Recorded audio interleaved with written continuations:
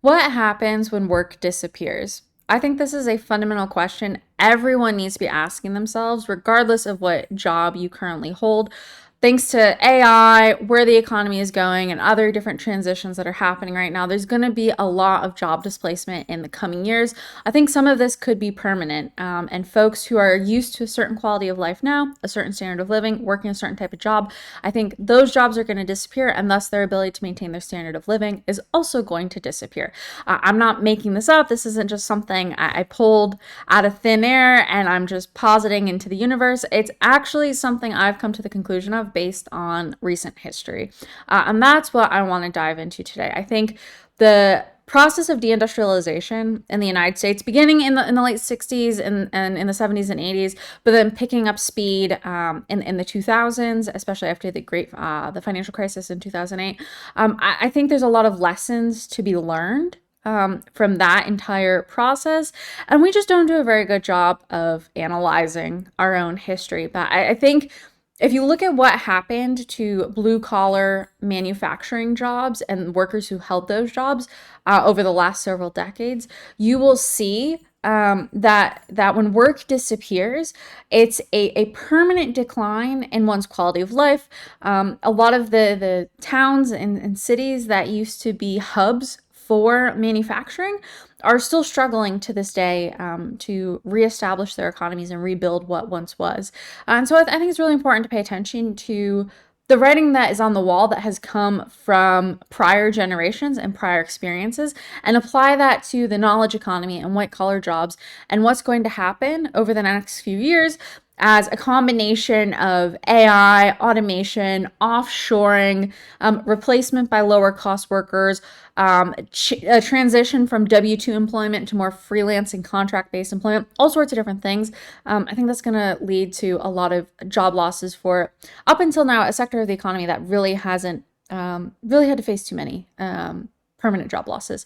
So with that, I want to dive into this piece that I wrote on Substack. And this essay dives into two books. So it really highlights the examples of deindustrialization from two books. The first is Janesville. This was published in 2017, and this talks about the GM plant closure in Janesville, Wisconsin, at the end of 2008. And this is a book that's like gotten a bunch of awards. It's, I think, on a lot of like MBA reading lists. So I think some like corporate CEOs have read it. I highly recommend reading it if you want to understand how deindustrialization didn't just affect the people who worked at GM, but affected the entire community and the local economy of Janesville, Wisconsin. I think that is really important. I think to read, and I think too because when this took place, and this story is important because Paul Ryan, who was Speaker of the House at the time, represented Janesville and came from Janesville. So if you can connect it to the political situation at the time, right after the great financial crisis, you'll understand why Occupy Wall Street happened. You'll understand why the Tea Party happened, and then that will help you understand how we got to where we're at today politically. I think a lot of it stems from stuff like this. So that's the first book. The other one is called American Made. This is more recent. I believe this was published in 2021. And similarly, this covers the closure of a steel bearing plant in Indiana. But it looks at it in a different perspective. This is from a post-Trump first administration perspective. So definitely talks about the political aspect of it. Definitely kind of, I say it looks more at some of the DI stuff, not just the economics, but like the social stuff as well. But this is a really interesting book because it talks a lot to how Americans in particular are losing jobs due to offshoring and competition with cheaper forms of labor. So in the case of American Made, the factory closed their location here in the United States and moved those jobs to Mexico, right? And so while that's not the same thing as being displaced by AI, I think it's a good corollary, right? Like you have cheaper forms of labor that are coming online. And now white collar workers are going to have to compete with those cheaper forms of labor in much the same way that blue collar manufacturers had to compete with foreign international labor for the last several decades. So these are the two books I'll be talking to today. Definitely worth reading if you're interested in this stuff.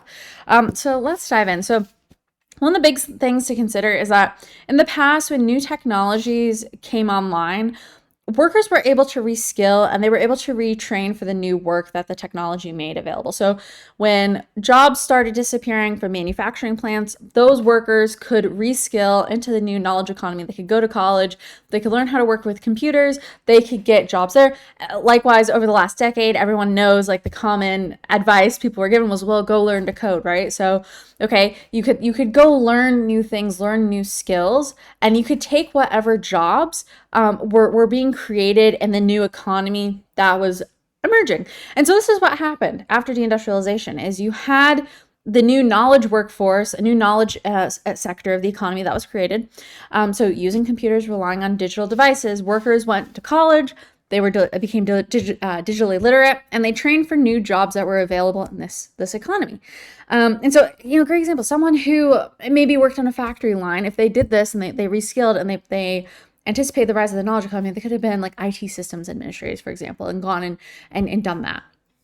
So you saw that happening. The problem with what we're seeing right now with automation, artificial intelligence, is that it's unclear what new jobs are going to be created. I think everyone assumes that, well, because new jobs were created in the past, a whole new sector of the economy was created in the past, therefore, the same thing is going to happen this time around.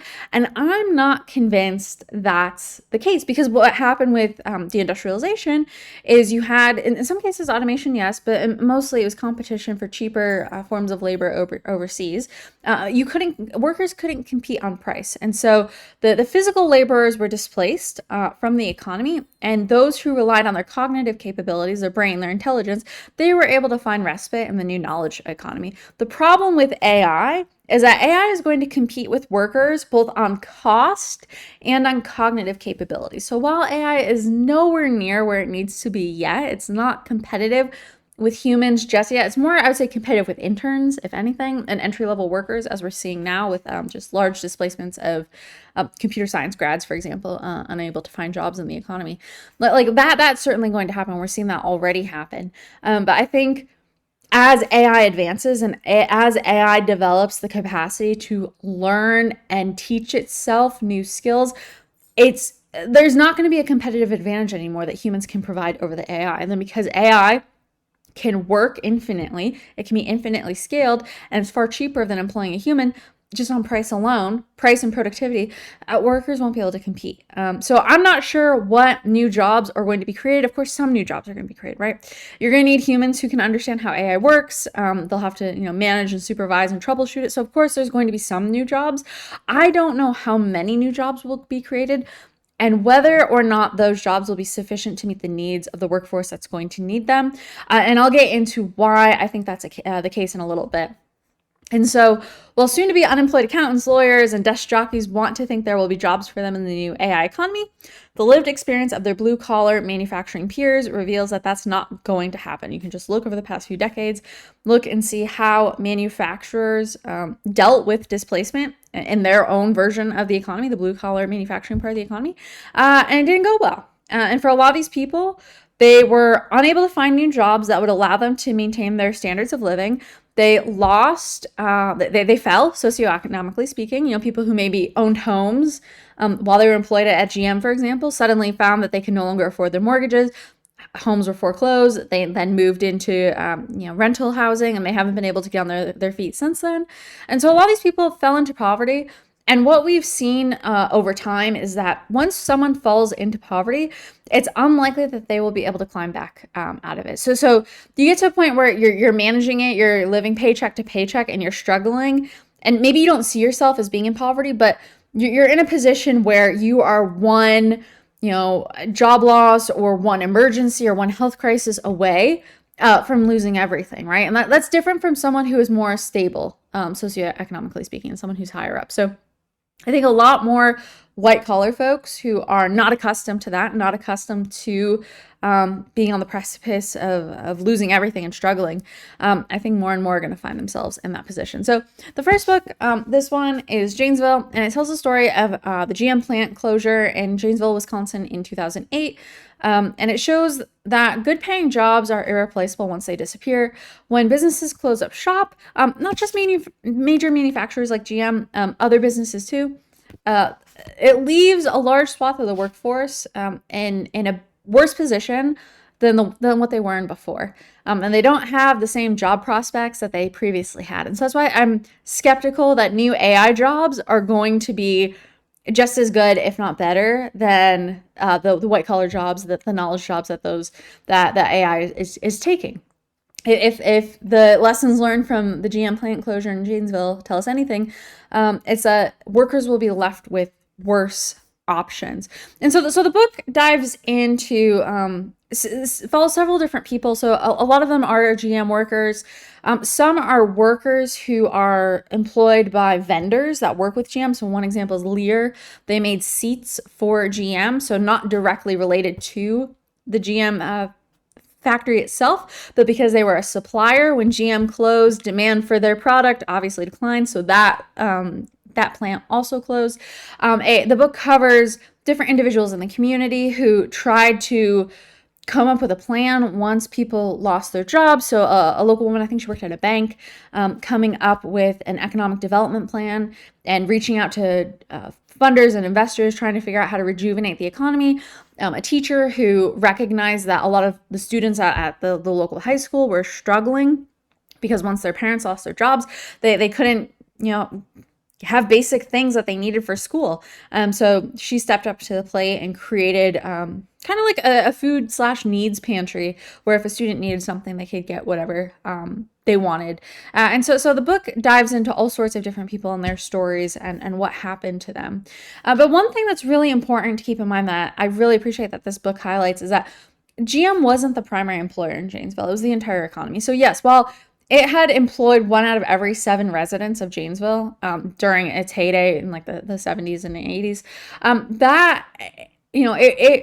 It played a far greater role in the entire economy, and it was the entirety of the local economy. So there's this fantastic quote in the book, and it says, "It isn't going to be just the GM workers the Gazette, the local newspaper, keeps writing about, who will be out of work. It's also going to be the people at the freight yard who won't be needed to unload parts for GM, and the little shops that won't have enough customers because people stop buying in hard times, and the construction workers who already didn't have houses to build, and the carpet layers and plasterers whose customers already couldn't afford them." So this is why I think this is a fantastic corollary for what's going to happen with AI. If you think of the consumer economy like a pyramid, right? Like you have the wealthy at the top and everything kind of trickles down. And so even if like your job is safe from artificial intelligence and automation, your continued employment might be dependent on the spending of someone who sits higher up in the pyramid than you do. So if you're a carpenter, for example, and you rely on commissions for home renovations, or maybe you work and you build new homes, if people lose jobs en masse and they can no longer afford to buy homes, your workflow is going to slow down. You're not going to have demand for renovations at home, and you're not going to have demand for new houses. And so even though your skill, carpentry, isn't directly affected by automation or AI, waning demand for your skill is. So it ends up affecting far more people than I think everyone really realizes. And so GM was a stable employer that created good paying jobs in the economy. So according to the book, in 2008, a union worker at GM was making $28 an hour, and most of them had 10 hours of overtime that paid time and a half. And this is something too that I think white collar workers don't really think about, especially when you're comparing blue collar work and folks who work in manufacturing. White collar workers are kind of abused. You sign up for a salary and you're expected to work whatever hours are required of you. So you have people who work 40 hours a week and make $100,000 a year. You have people who work 80 hours a week and still make $100,000 a year. There's no real overtime with white collar work. But with physical labor jobs, usually there is overtime. It usually pays well. So that means that someone who worked at the GM plant was probably working close to 50 hours a week. And, if you take their hourly rate, that's probably about $80,000 a year. Plus, because they were union workers, they had pretty good benefits. So you had health insurance, like you had enough money to cover your expenses, and you could go on vacations and buy lots of, fun toys, a camper, boats, and that kind of stuff. So you were living a really comfortable middle class life on that type of salary. But if you've been looking for jobs recently or have been paying attention to the labor market, like $28 an hour plus jobs are really hard to come by these days. There's a lot of $15 an hour jobs. There's, several higher end, especially tech enabled jobs that pay far more. But much of those middle jobs that would pay, $20, $30, $40 an hour, they just don't really exist anymore. And so what happened was that when people lost these jobs, they lost their middle class standard of living. So they fell socioeconomically speaking. All the things that they could afford when they were making $20 an hour, they could no longer afford on the new wages that they were earning. So the book highlights several different people. Two of them are women named Barb and Christy. They both worked at Lear, which was that seat manufacturing plant, so a vendor for GM. And it talks about how they retrained at the local technical college. So the assumption is, okay, everyone will need to retrain, learn new skills for the new AI economy that's emerging. I agree with this advice. I think, yes, you do need to become AI literate. You need to understand what this technology is, how it works, and how you can use it both personally, but also to leverage it in your career so you can become more valuable to your employer. And a lot of companies have already established AI first policies. Amazon over the summer came out with a memo that basically said, if you don't know how to use AI in your job, like, get prepared to start looking for a new one because they don't want to keep you. So it's clear, like, this is going to be a new requirement moving forward. So if you're in a white collar job and you want to stay employed, you're going to have to know how to learn, or you're going to have to learn how to use AI. But what this specifically talks about is people who, after losing their jobs at a factory and without any other alternatives, they went back to school, they went back to the local technical college to retrain for something else, to retrain for a new vocation. And so these two women, Barb and Christy, did that. They both studied criminal justice. And after they completed their studies, they took a job at the local correctional facility. And again, coming from a Rust Belt town with economic conditions kind of like this, I can tell you that the local jail is definitely a good employer. I went to high school with a lot of kids whose parents were working at the jail. So for a lot of these places, like, unfortunately, the prison system provides some of the better options for employment, even though it's not the best working condition. So these women were making $22 an hour at Lear, making seats.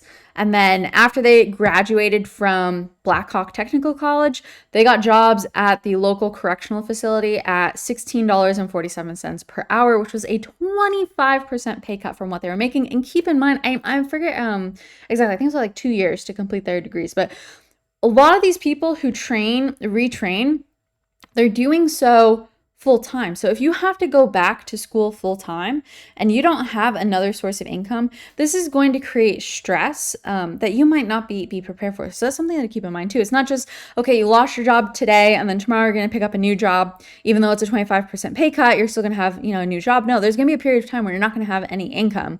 And that's going to be stressful for a lot of people. And so the book talks about how, working at the correctional facility wasn't a good fit for Barb. And frankly, it's not. Working at correctional facilities aren't good for a lot of people. So she ended up leaving. She became a residential coordinator at a company that supports people with disabilities. And her new pay at that job was $10.30 per hour. So basically, this woman had been working full time at a manufacturing plant that serviced the needs of GM in Janesville.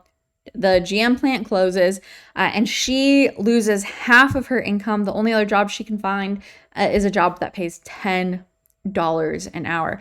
And unfortunately, the situation for Christy was far worse. She ended up getting into a bad situation that compromised her job and her personal professional reputation. And so unfortunately, she decided to take her own life. And this is common. This is common with stuff like this. When you lose your standard of living, when you lose your ability to improve what you're like, okay, it's one thing to lose a job.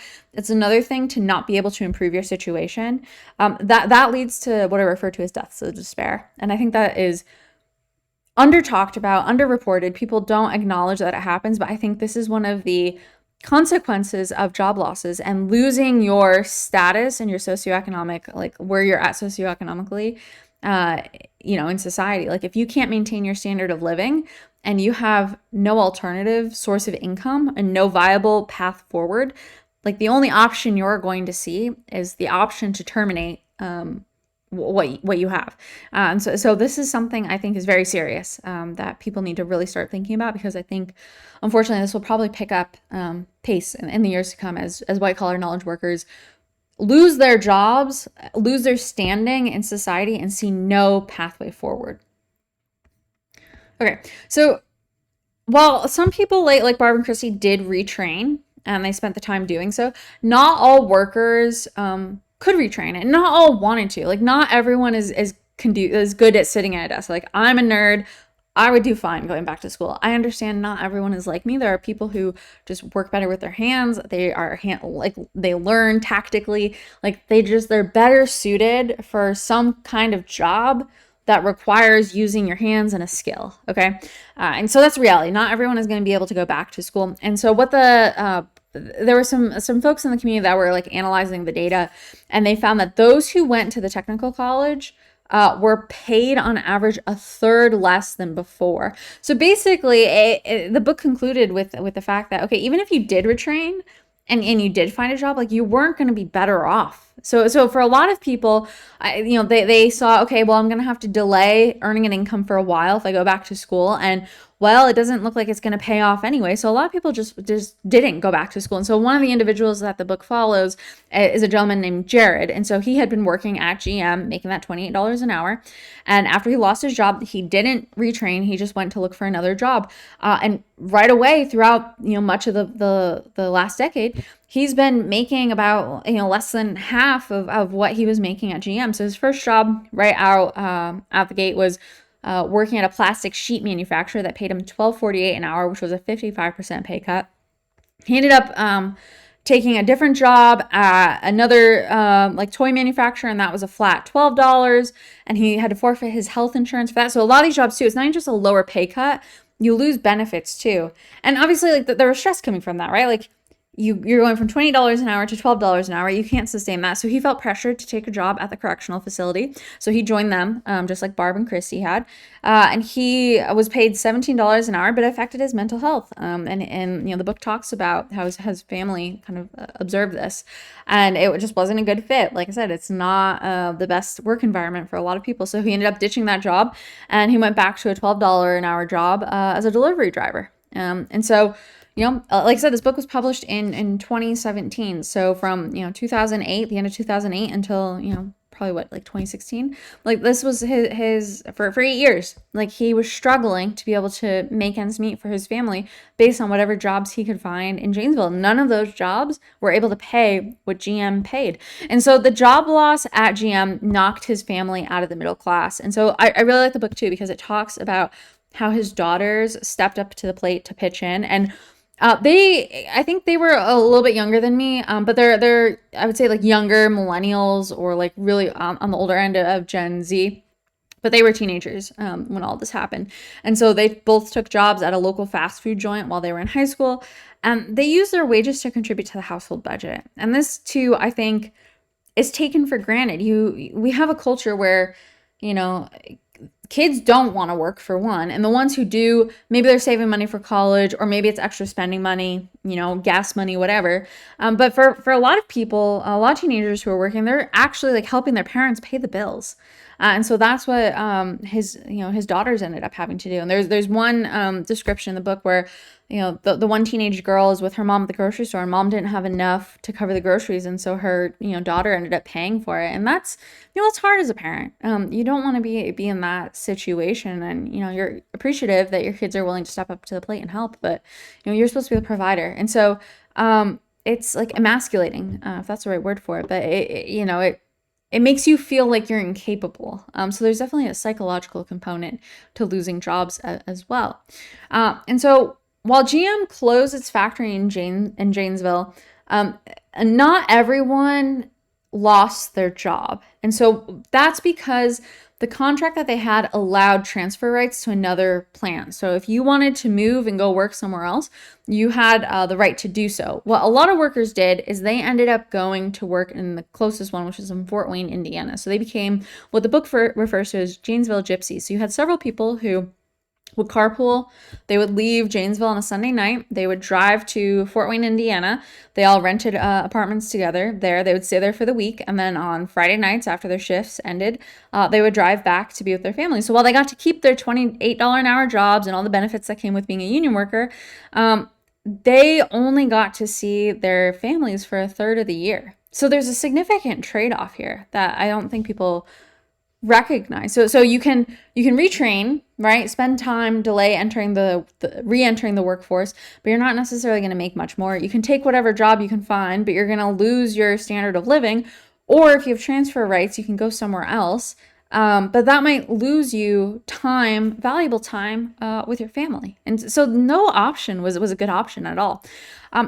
So I love how the book ends because it talks about what replaced GM. So it's like, okay, GM plant closed, all these workers struggled. Well, what came after it? And this is why I'm skeptical about AI, because the jobs that have replaced a lot of these manufacturing jobs in deindustrialized parts of the country are low paying retail jobs or distribution jobs. So the book talks about how in 2015, Dollar General announced it was going to open up a distribution facility in Janesville and create 500 jobs. And so in 2017, it opened. And when it did, those jobs paid $15 to $16 per hour. So if you factor in inflation since then, those same jobs today would pay about $19 an hour. So this is a screenshot from Indeed. And in fact, those jobs do only pay $19 an hour. So these jobs have kept up with inflation. They're not providing any sort of upward mobility. They're just baseline jobs that are intended to keep up with the bare minimum. They're not intended to help you advance at all or move up socioeconomically or restore where you once were. And so I think that's really important.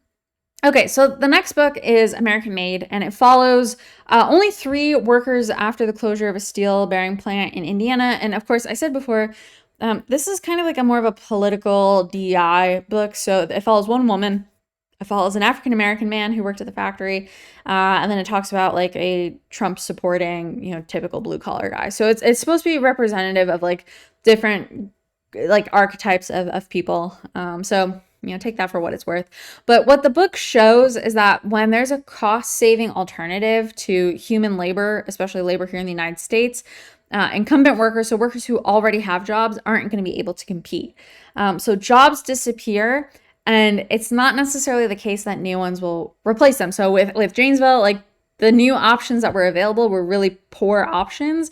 And with American Made, new options aren't necessarily going to be available either. And so the biggest threat that I see facing white collar workers isn't necessarily displacement from job losses.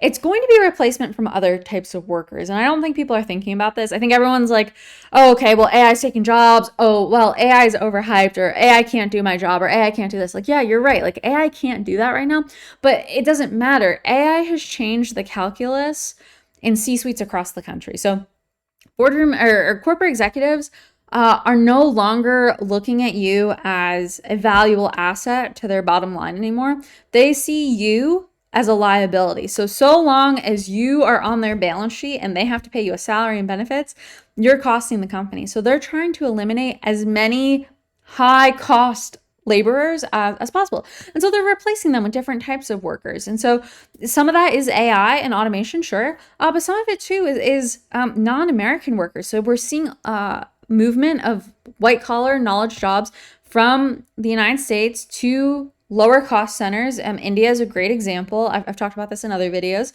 But Microsoft does this. Microsoft, has offices here, but they also have offices in India. And so why hire a software engineer and pay them 100K, 200K, whatever, here in the United States, when you can pay the same software engineer in India 30, 40K, and then you don't have to adhere to domestic labor laws either.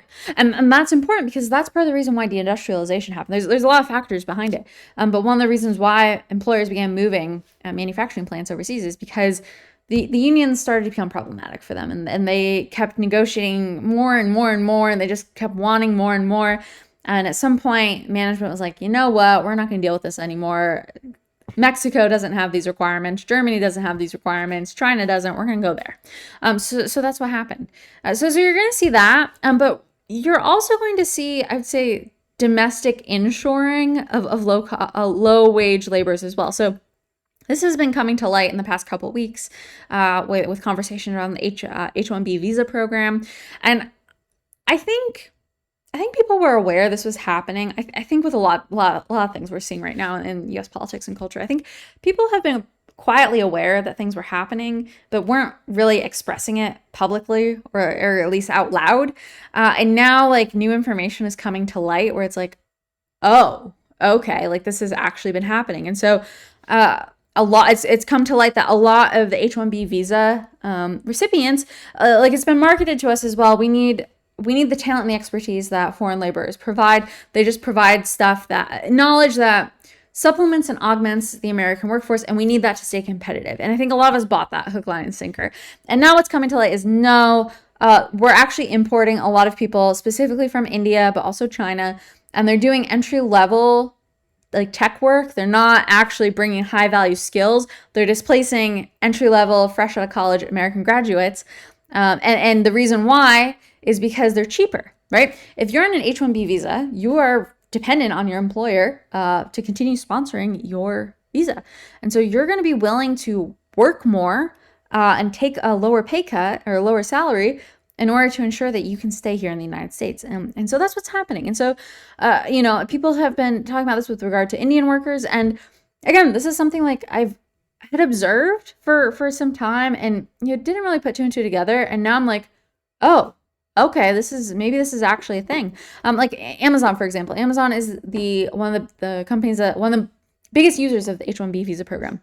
There's an Amazon, bunch of Amazon offices here in Austin, and there's times where I've gone out where the offices are, and obviously workers will come out of their offices and they'll mill around, and everyone, like not all, but there's a lot of Indians, and you have to wonder. It's like, okay, how many of these people are here legitimately, and how many were imported as H-1B visa holders in order to help Amazon cut costs? So that's going to be happening too. It's not just that AI and automation is going to take jobs. It's jobs are going to be shipped overseas, or we're going to see the continuation of inshoring low-cost labor from places like India and China, and that's going to displace American workers as well. And so, with regard to AI, and the thing that people really need to think about is that AI doesn't just compete with humans directly. It undercuts the price of human labor. And I think this is the big lesson to be learned from deindustrialization. It's not that, the Mexican workers could do the job that the ball bearing workers at the factory in Indiana could do. Like, they weren't necessarily better, but they could do it just good enough. They could be trained to do it at an okay level. And they were far cheaper than the $28 an hour workers at this factory that the book talks about in Indiana. So the thing with AI that people need to consider is that once it gets good enough, it's already getting good enough, but once it gets even better, you can license it for a flat, fee. You can program it, and it can be infinitely scaled. So you can tell it exactly what to do. You can have it incredibly specialized, and you can have as many AI agents working for you as you can afford licenses for. And, as these companies can pay the data processing fees and the electricity bill. So far as the people demanding it pay up, and the energy is being produced to keep these things online, they're infinitely scalable in a way that human labor is not. And so it's far cheaper to use an automated solution than to have an entire office that you're paying a lease for.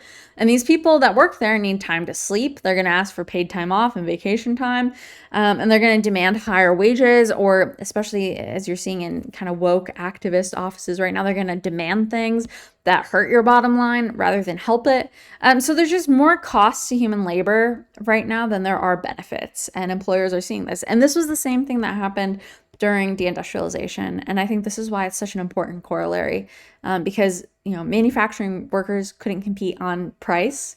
And the same thing is happening with knowledge workers and white collar workers in the knowledge economy. today. So American Made talks about the closure of Rexnord, which was a steel bearing factory based in Indiana. And so unlike the GM factory in Janesville, which just completely closed up shop and left town altogether, the workers at Rexnord lost their jobs because their jobs were shipped across the border to Mexico. So Rexnord wasn't closing up shop. It just wasn't going to employ American workers at American wages anymore. And that's important to keep in mind because one of the things with AI too, it doesn't matter who can do the job using the AI tool, right? Like I said, there's going to be some jobs that still remain, unknown how many, but some jobs will remain. You will need humans to help supervise and guide the AI. But no one said those workers have to sit in the United States, right? So if we live in a hyper-connected world, we have the telecommunications and the systems in place for remote work. So if there's a worker in India or Bangladesh or the Philippines who can do the same job for a fraction of the price, employers are going to start looking to those workers. They're not going to be looking to, Sally Sue living in New York City who demands a super high salary just because she wants to live in Manhattan. Like that game is over. And so I think people would be wise to wake up to that. So one of the things that the book dives into, which I really appreciate, is kind of the history, a little bit of the history and how jobs started moving overseas. So one of these things is NAFTA. And if you're not familiar with NAFTA, it was a free trade deal that was signed in 1994. And it was the first free trade deal that enabled trade in both products and labor with a low wage country, so with Mexico. So it was between the US and Mexico and Canada.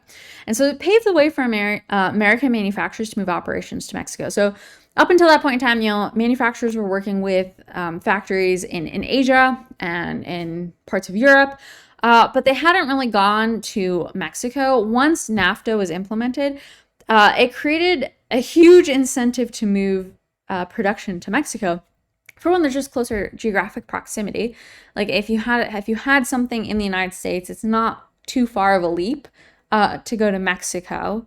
And so that made it a lot easier for a lot of these factory owners. So that's part of it. The other part was China and it joining the World Trade Organization. And so that also ushered in a new wave of deindustrialization. So whatever jobs that hadn't already been shipped to Mexico or hadn't already been shipped overseas, they were outsourced to China. And that's because China could put people to work in factories for a fraction of the price. And so that's why everything's made in China now.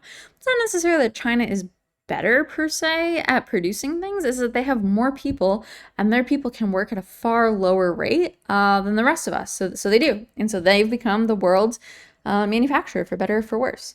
And so it says by 2010, 700,000 American factory jobs were lost as a result of NAFTA.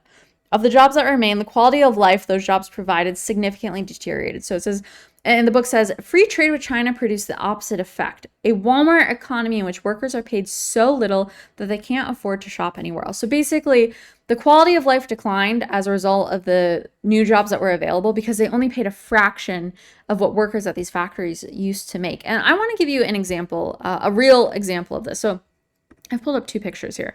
So like I said, I'm from a Rust Belt town in upstate New York, and I think this is a really telling picture of what that quote talked about, this new creation of what the book refers to as a Walmart economy.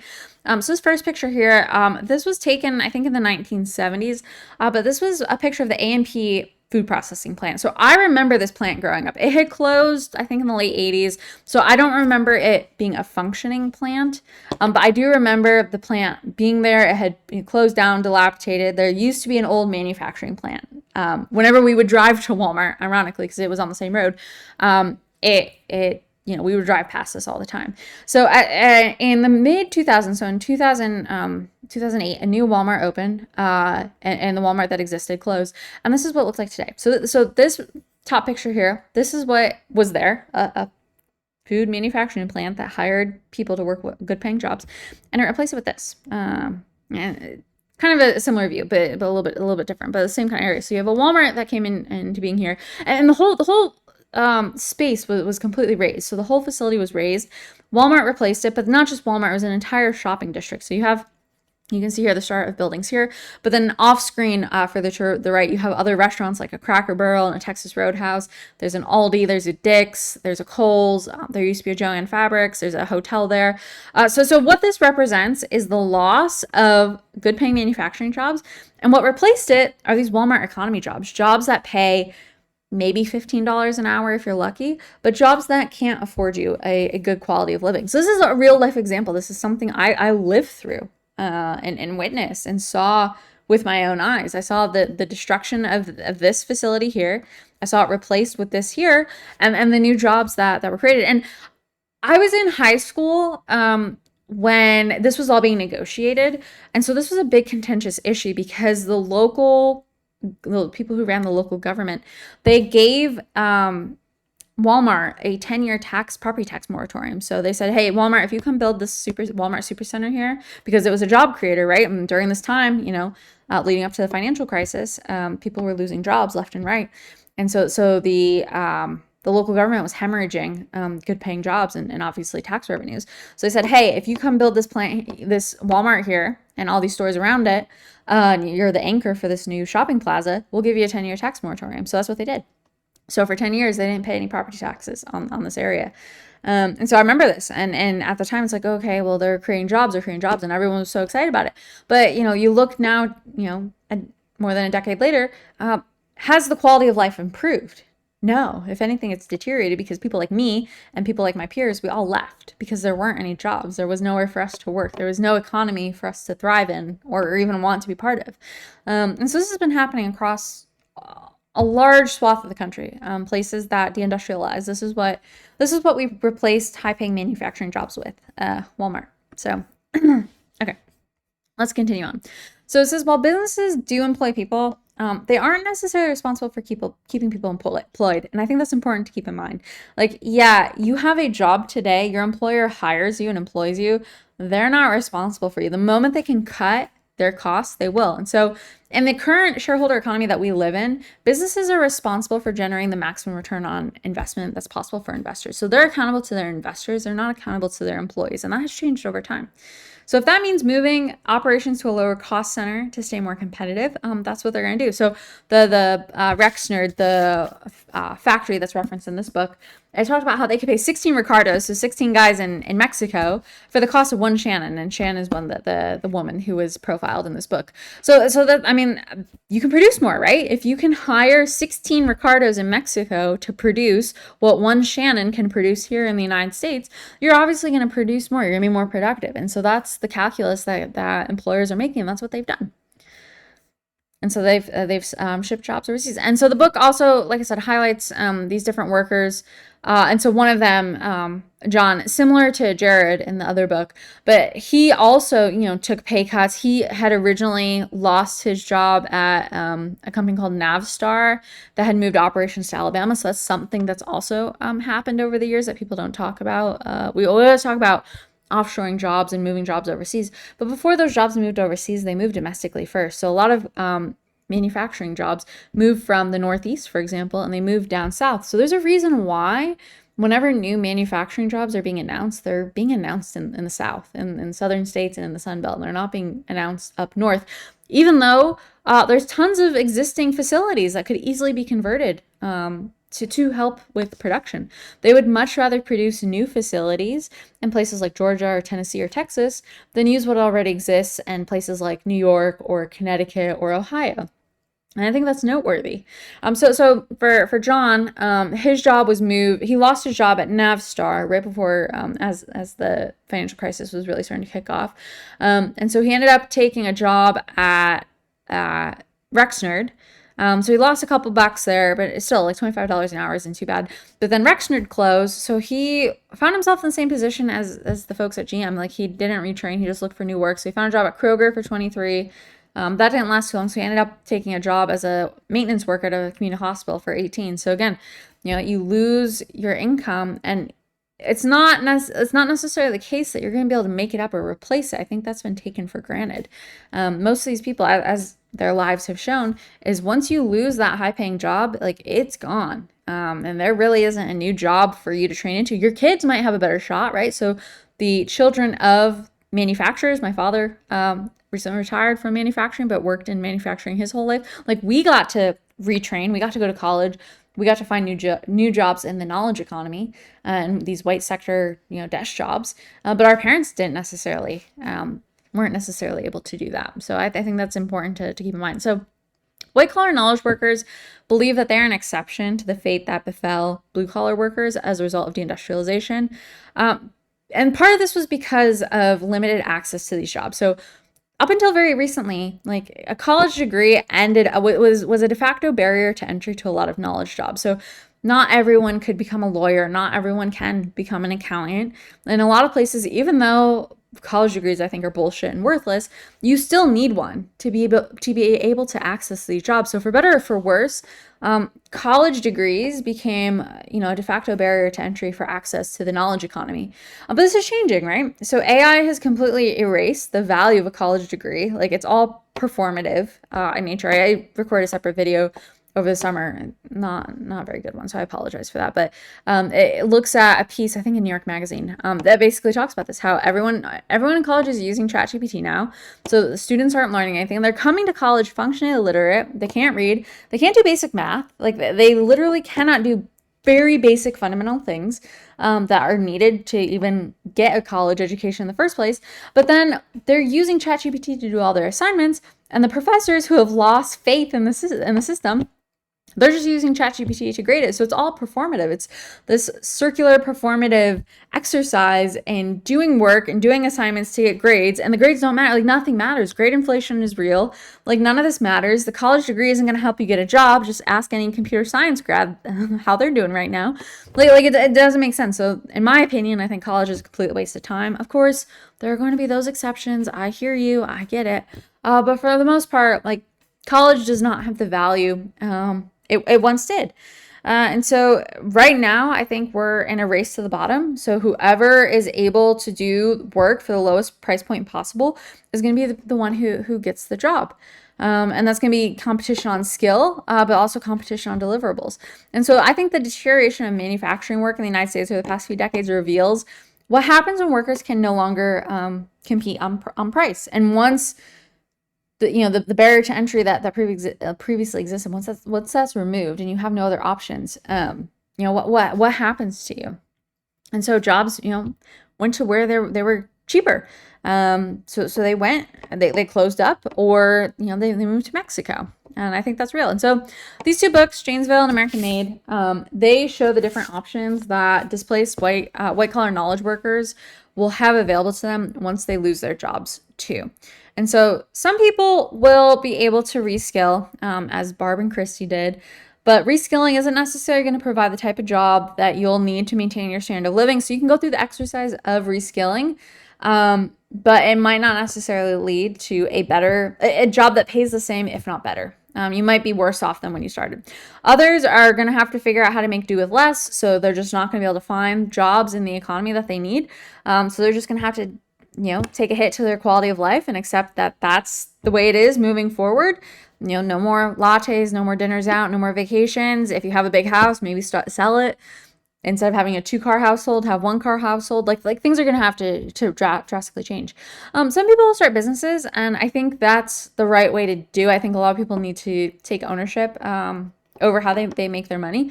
But it's hard. It's not easy. It takes a lot of work, and not everyone's going to succeed at that. And I think others, like I said before, are going to succumb to the pressure of trying to make it in a world where they're confronted with the loss of income, prestige, and status on a daily basis. So I do think deaths of despair will certainly rise. And so I think there's a lot of lessons to be learned here. I just want to close by saying I've, shameless plug, but I've been working on a book that I am publishing later this week, and it's called The Human Optional: How to Survive the Death of Knowledge Work in the Age of AI. So it's available for pre-order on Amazon. Right now it's a Kindle book, but it will be a regular paperback book shortly. But it dives into a lot of this. It dives into why people are going to lose their jobs, why we're seeing, it's not just AI, but there's a whole structural change happening to the economy right now. And it's going to talk about some groups of people who are going to be adversely affected by this the most. So I think, women, for example, are going to be tremendously impacted by this, but also entry-level workers, folks who are Gen Zers, who are fresh out of college, who, we're promised if you just, work hard and get good grades, just like millennials were, that there's going to be a job waiting for you. And unfortunately, those jobs are going away very quickly. And it offers some insights into like what people can do to start preparing now for the job losses that are to come. While you still may be employed, And that's certainly the case. I think if the lessons from these two books is anything, it's that when you do lose your job, it's going to be catastrophic. So you're better off coming up with a plan now to mitigate risk, even if you think you're never going to have to face it. I think it's better to have a plan in place and prepare for the worst and hope for the best. And that way, if something does happen, you are prepared, you are ready, you have new skills, you've adapted your resume. Maybe you have a small business on the side, so you're not just relying on working at a desk and clicking clacking, being a clicky clacky worker for 8 hours a day. Maybe you do something else with your hands. Something. I think people need to be more adaptive than they are now. So that's coming out this week. So if you're interested, you can still get it with a pre-order on Kindle. And last but not least, like I said, I think this is really important, this whole history of deindustrialization. So I'm thinking in 2026, I would love to do a series on Substack about this, about the history of it, dive deeper into it, right? Like I've only covered the surface here, but how the economy changed in the 60s and 70s, what led to deindustrialization and how that has played out over time. I think this is a part of our history that we haven't really talked about. I think an important part of this is the financial crisis from 2008. I think because many of us lived through it and it's recent history, we've taken for granted everything we're told about what caused it and why it happened.